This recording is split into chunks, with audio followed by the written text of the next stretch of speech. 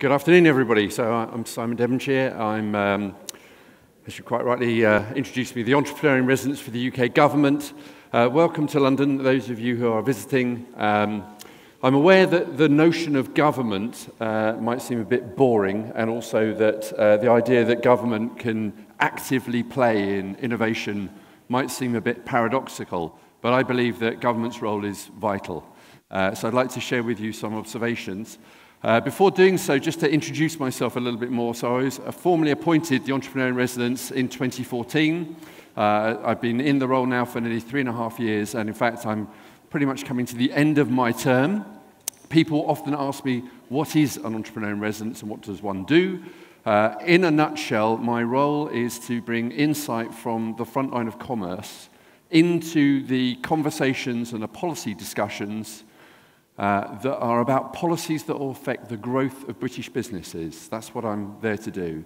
So you may be surprised to hear that in some of those debates and some of those meetings, it's sometimes the case that there are very few people in the room who actually have any commercial experience at all. My job is also to infect the UK government, to infect Westminster, Whitehall, with the spirit of entrepreneurialism. I kind of don't talk like them, I don't sound like them. My job is to try and enthuse them about the entrepreneurial opportunity in the UK. So how is it that I got there? A relatively unusual career history. Very quickly, I am a co-founder of multiple businesses. One of them, for instance, is a brand of bottled water that we sell here in the UK, the profits from which go to building wells in Africa. It was launched in 2004. It's generated and donated more than £15 million to provide clean water for 2 million people in Africa. I'm also heavily involved in the tech sector. In 2005, I became a co-founder of a venture called Zopa.com, which is the world's first lending borrowing exchange, and has since gone on to lend and borrow more than 2 billion, and a whole host of other ventures. What makes my career unusual is the extent that I've also worked for big corporates. So I ran the business division of a big mobile telco over here called O2 for 5 years. So, why am I so passionate about all of this stuff? Why am I passionate about entrepreneurship? Why am I passionate about innovation? I'm passionate about the success of business ventures. It's a very hard thing to do to build a successful business. Many of you will be familiar with that.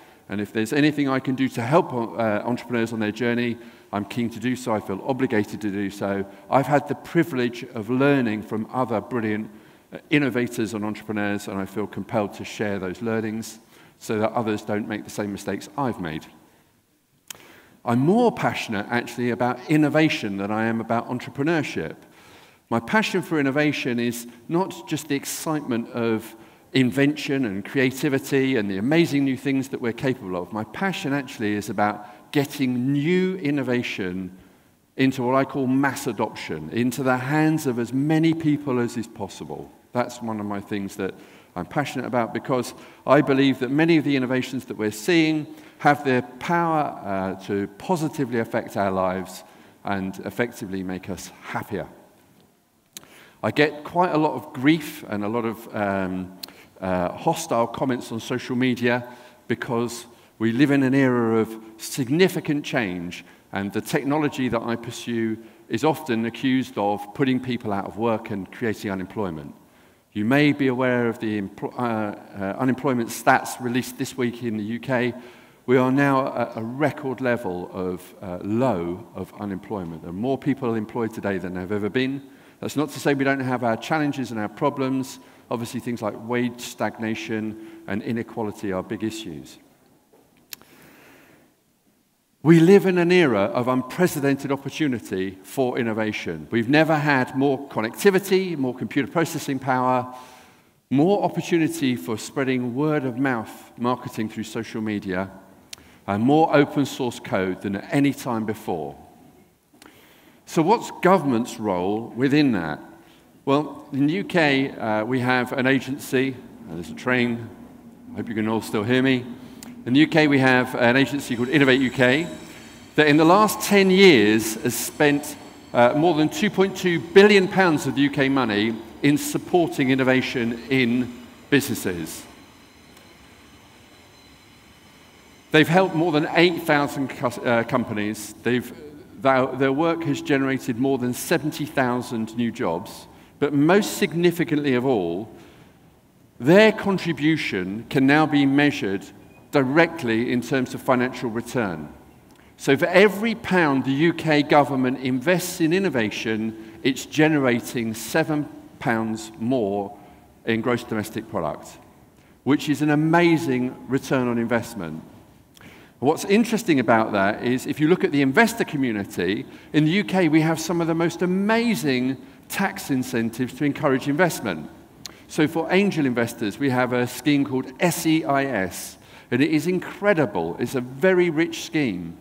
We have, at a slightly larger scale, a tax incentive called EIS. We have things like VCTs. These are all acronyms, but there are numerous tax incentives in the UK.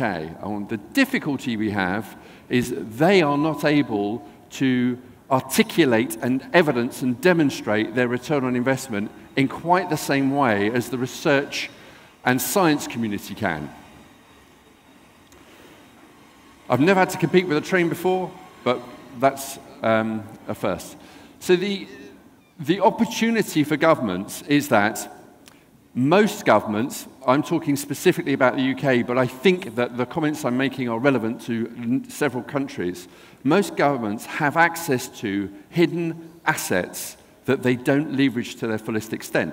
So whilst the UK government invests substantially through Innovate UK in sponsoring innovation, what it doesn't do is leverage its opportunity of accrediting innovation,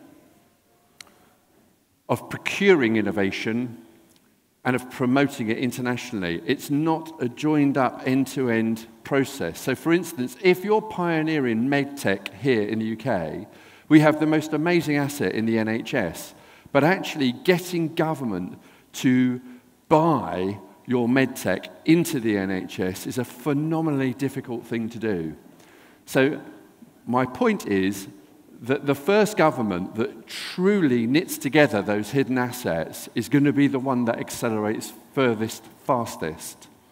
And this community is especially important to that outcome, because it's only going to be through your petitioning and your guidance and your championing of this opportunity that will influence government policy. They listen to you, or they should be anyway, and hopefully you can influence them. So that's my request of you. There are so many opportunities that are uniquely owned by government, for instance, spectrum and how it's used. And I know that Israel, for instance, is a fantastic innovator in that space.